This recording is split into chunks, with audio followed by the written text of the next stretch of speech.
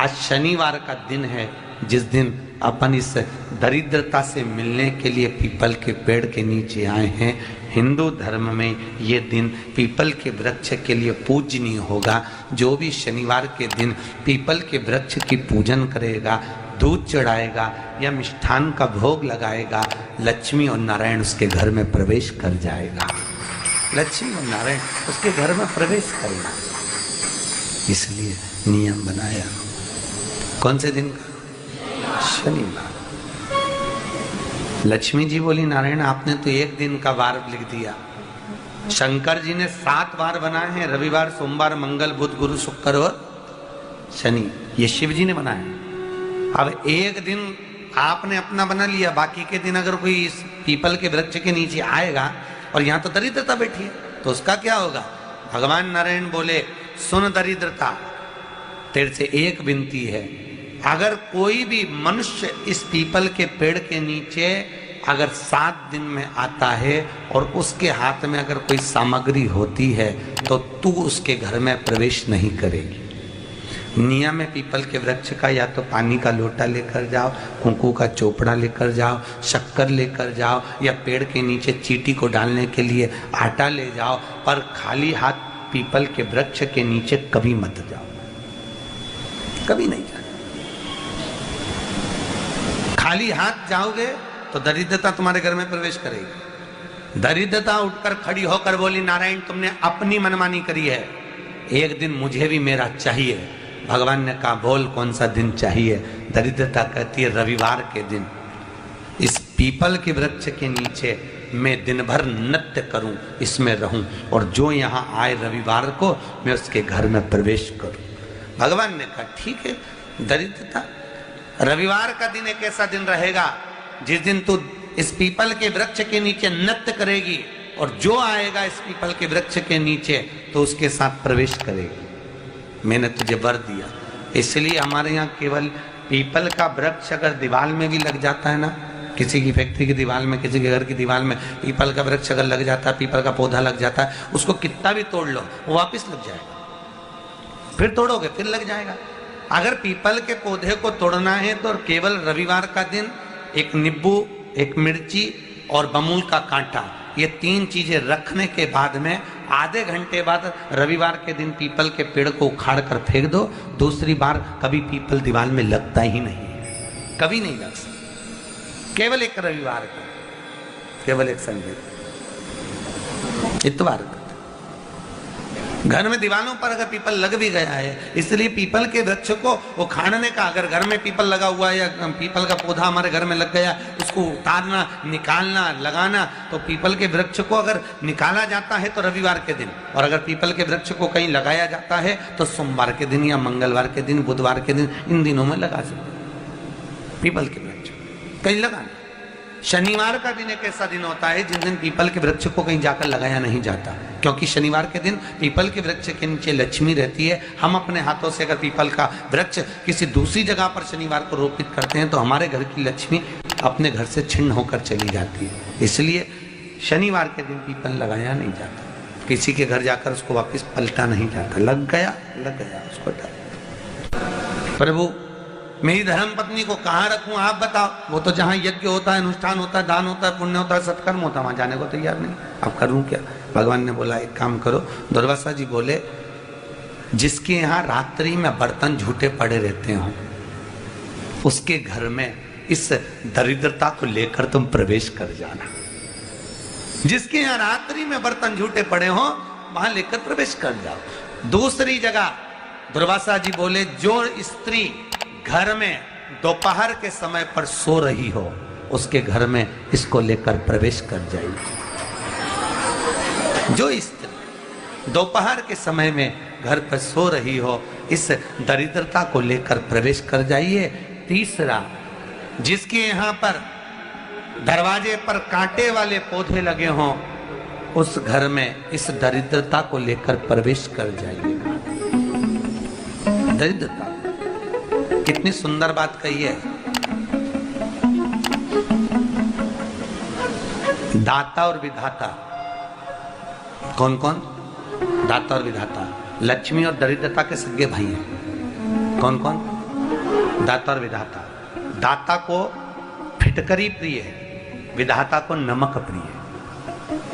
ये दोनों हमेशा लक्ष्मी को और दरिद्रता को दोनों को समझाते थे, दोनों में प्रेम बढ़ाते थे।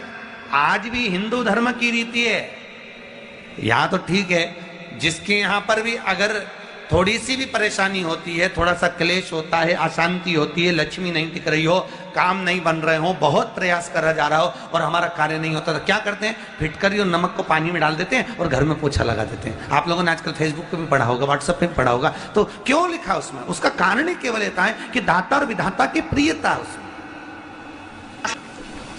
माता ख्याति के जो 4 बच्चे हुए, इसमें जो 2 लड़के हैं, दाता और विधाता, उसकी प्रियता उसमें, उसकी पूर्णता उसमें। अब दुर्वासा जी बोले अपनी धर्म पत्नी को वहां लेकर, जहां कांटेदार पौधे लगे हों वहां पर लेकर प्रवेश कर जाइए। कांटेदार पौधों में उस दरिद्रता का निवास हो गया। कितना विचित्र कथा यहां वर्णन करी है। श्रीमद् भागवत के अंतर्गत जो वर्णन किया कि मृत्यु निश्चित है, रोग ऐसा शनि महाराज के कारण हो गया हो, अच्छे काम करते करते उल्टे हो रहे हैं, होते हैं किसी किसी के साथ में, विपरीत परिस्थितियां आ जाती है, अच्छा करने जाओ बुरा हो जाता है, अच्छा कर्म करने जाओ बुरा हो जाता है। तो पीपल के वृक्ष की जो छाल होती है, छाल देखिए, पीपल के वृक्ष में जो छाल लगी होती है, उस छाल को घिसकर चंदन बनाकर भगवान शंकर का स्नान कराकर, अभिषेक कराकर, पूजन कराकर, पूजन कराने के बाद में पिपलेश्वर महादेव का नाम लेकर, कौन से महादेव? पिपलेश्वर महादेव का नाम लेकर वो जो घिसी हुई छाल होती है, उस छाल का तिलक भगवान शंकर को लगा लो और उसी का थोड़ा सा भाग अपने कंठ पर, मस्तक पर लगाना प्रारंभ कर दो। धीरे धीरे जो विपरीत दशा है वो सुधरना प्रारंभ हो जाती है। पर नाम याद रखना, पिपलेश्वर। काशी में जो शिव जी की स्थापना कौन ने करी? काशी में जो शंकर भगवान बैठे उनकी स्थापना करी थी शनि महाराज ने। किसने करी थी? शनि महाराज ने। क्योंकि भगवान शनि महाराज को उनकी माता के द्वारा श्रापित हो गए और शनि महाराज कांपने लगे। शनि महाराज कांपते कांपते, मैं जाऊं तो जाऊं कहां, करूं तो करूं क्या? महाराज, शनि महाराज दौड़े और दौड़कर भगवान भोलेनाथ के पास पहुंचे। हे शंकर, त्रिकालदर्शी, कैलाशी, अविनाशी, कृपा करिए बाबा भोलेनाथ, कृपा करो। क्योंकि दुनिया में 33 करोड़ देवी देवता हैं जिनको शनि लग सकता है, केवल एक, किसको छोड़कर? शिव को छोड़कर। राम जी को शनि लगा तो 14 वर्ष वनवास चले गए। कृष्ण को शनि लगा तो मथुरा छोड़कर द्वारका चले गए। शनि लगा। हनुमान जी को शनि लगा तो गुफा में बैठकर राम राम जपना पड़ा। शनि सबको लगता है, केवल शनि नहीं लगता तो एक मेरे महादेव को, मेरे भोले बाबा को नहीं लगता। शंकर के पास में शनि आ गए। शनि ने आकर कहा, भोलेनाथ कृपा करिए बाबा, मैं बड़ा कष्ट में हूं, मैं करूं क्या? बाबा भोलेनाथ ने कहा, जा गंगा जी के तट पर काशी में जाकर एक शिवलिंग की स्थापना कर, उसकी आराधना कर और तेरा शरीर ठीक हो जाएगा, कष्ट नहीं भोगेगा। शनि महाराज ने काशी में जाकर शिव जी की स्थापना करी। आज भी नियम है, जिसको शनि लग जाता है, एक काजल की डिब्बी ले लो और काजल की डिब्बी को 21 बार उतार कर उसको एकांत में जाकर, जंगल आदि में एकांत में किसी पेड़ के नीचे इतना सा खड्डा खोद कर उसमें काजल की डिब्बी को डाल दो और मिट्टी से पूर दो, उस व्यक्ति का शनि समाप्त हो जाता है। काशी विश्वनाथ का नाम लेकर काजल की डिब्बी को 21 बार उतार कर अगर काशी विश्वनाथ का नाम लेकर शनि वाले व्यक्ति को अगर पेड़ के नीचे दबा दे, शनि समाप्त, शनि उसको परेशान नहीं कर सकता। काशी कितनी मूलता, उस क्रम को देखिए। भगवान शंकर पर विश्वास रखकर एक एक पल, एक एक घड़ी, एक एक समय, एक एक नक्षत्र का शिव महापुराण में वर्णन है। यहां तक शास्त्र कहता है कि पीपल के वृक्ष की जब भगवान शिव रचना करे, पीपल के वृक्ष की जब रचना करी गई तो उस पीपल के वृक्ष में भी कौन सा समय किसका है ये शिव महापुराण वर्णन करती है। सुबह 4 बजे से लेकर 7:30 बजे तक पीपल के वृक्ष में ब्रह्मा जी का वासा होता है। 7:30 बजे से लेकर 10:30 पौने 11 बजे तक पीपल के वृक्ष में भगवान विष्णु का वासा होता है। 10:30 बजे से लेकर पीपल के वृक्ष में 11:30 बजे तक पितरों का वासा होता है।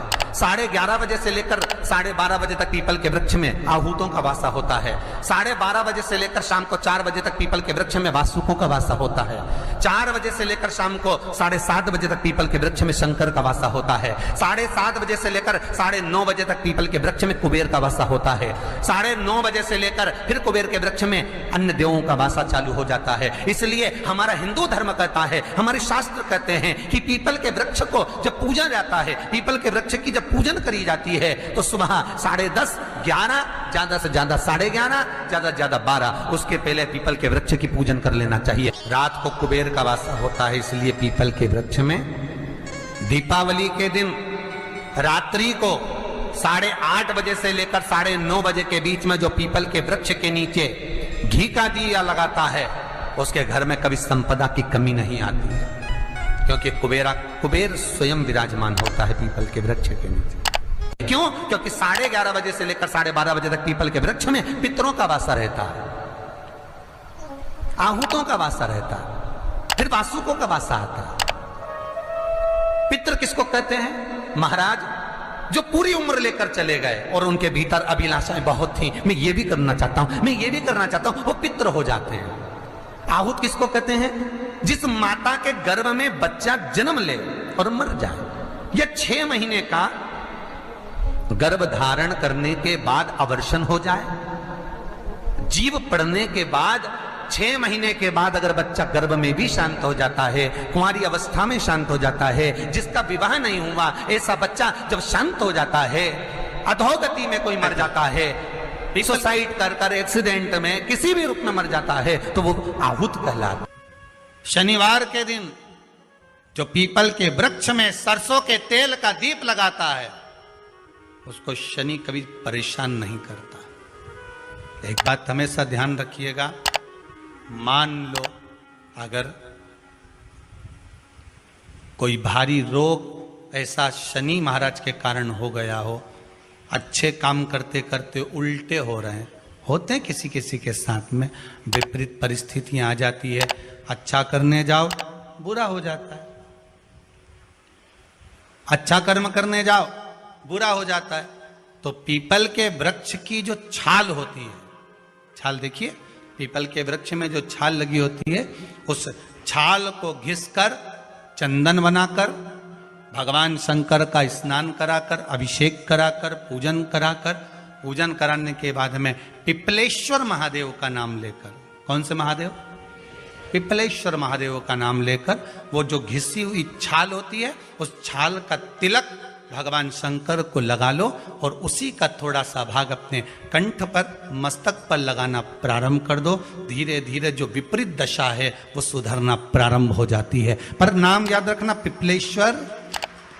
जम कितना भी दुख, विपदा, कष्ट सम्मुख में खड़ा हुआ हो, कितना भी दुख, पूंजी धन की अगर आपको कमी पड़ रही है और ऐसा लग रहा है कि मेरे पास में कुछ भी नहीं, हम तो यहाँ तक कहेंगे कोई मकान बना रहे हो, बेटी का विवाह कर रहे हो, बेटे का विवाह कर रहे हो, कोई अच्छा कार्य कर रहे हो, धन संपदा की भी कमती दिखे तो समय पर कांता भगवान का स्मरण कर, कांता चक्र का स्मरण कर, शिव और नारायण का नाम लेकर, एक बेलपत्र, एक शमी पत्र, एक श्वेत पुष्प, एक लाल पुष्प दोनों हाथ में लेकर भगवान शंकर के अशोक सुंदरी के स्थान पर अगर समर्पित करा जाए तो संपदा की भी कमी नहीं आती। वो कांता चक्र है जो नारायण के चक्र। यहां तक शिव महापुराण की कथा कहती है, अगर कोई विद्वत ब्राह्मण ने आपको बताया है कि आपके घर में पितृदोष है, कोई विद्वान ब्राह्मण ने बता दिया कि आपके घर में काल सर्प दोष है, कोई विद्वान ब्राह्मण ने बता दिया कि आपके यहाँ पर ये वास्तु दोष है, और इस दोष को मिटाना जरूरी है। कोई ने आपको बताया, उस समय पर हमें घबराना नहीं।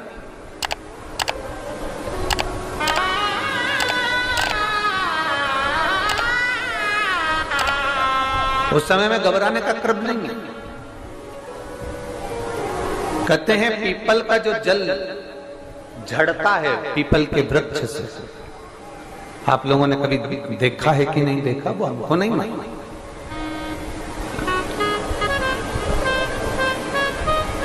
कितना भी अगर कोई वास्तु दोष बता दिया, पितृ दोष बता दिया, काल सर्प दोष बता दिया, कितना भी अगर कोई दोष बता दे, तो पीपल का जो जल वृक्ष में से झड़ता है, कभी कभी आप उसके नीचे हाथ रख कर देखना, थाली रख कर देखना, उसमें पत्थर पर देखना, तो वहां पर भी पानी के निशान आपको मिलेंगे, बूंद के निशान मिलेंगे।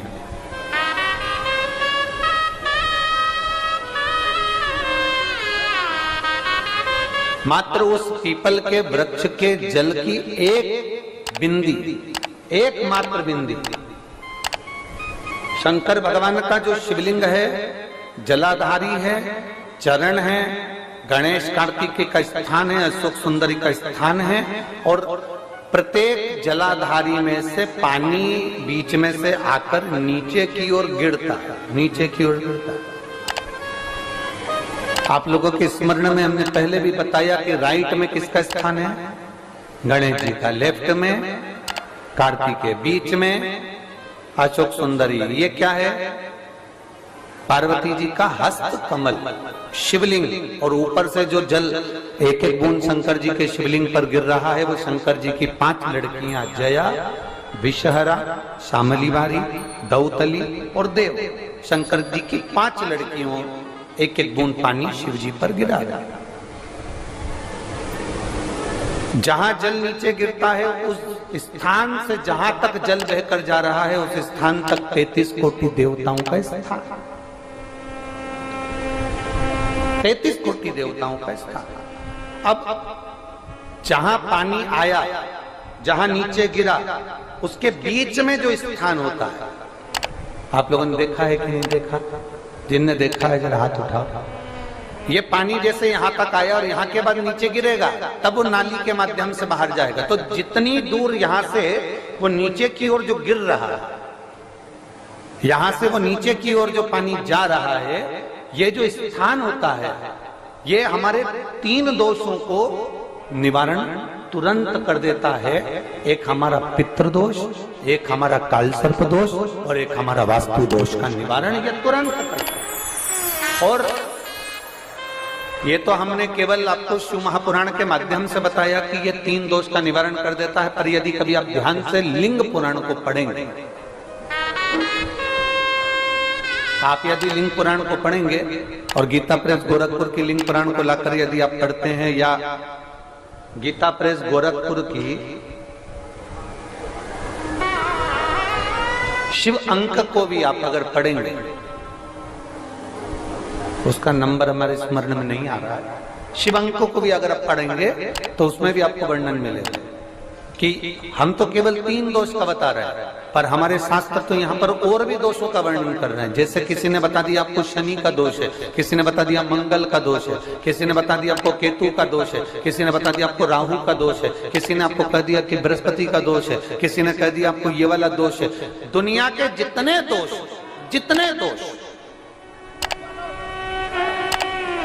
पीपल के वृक्ष के झड़ता हुआ जल की एक